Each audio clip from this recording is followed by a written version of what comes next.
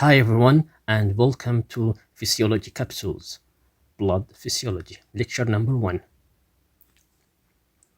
What is hematology?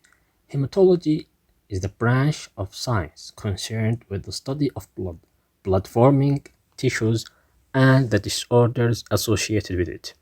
In this lecture, I will talk about the following topics: the function of the blood, component of the blood, formation of the blood cells. What are the functions of the blood? Number one, transportation, mainly done by red blood cells. Regulation by red blood cells. Protection by the white blood cells. Homeostasis by the platelets. What are the components of the blood? Blood is part of the extracellular fluid and contains the following components: 55% blood plasma, 45% cells.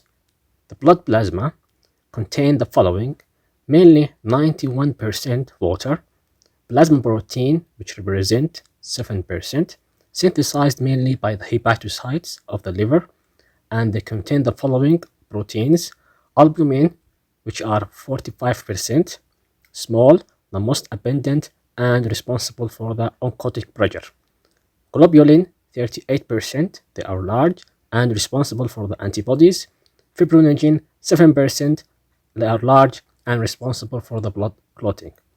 There are other solutes representing 1.5%, such as electrolytes, nutrients, regulatory substances like enzymes, waste products like uric acid, creatinine, ammonia. The cells are mainly the red blood cells, known as erythrocytes, white blood cells, known as leukocytes, platelets, known as thrombocytes. The formation of the blood cells, known as hemobiosis, the process of the blood formation. The location of this formation: before the birth, first trimester in the yolk sac, second trimester in the liver and spleen, third trimester in the red bone marrow. After the birth, the red bone marrow is the most responsible for the formation of the blood cells. Thank you for watching.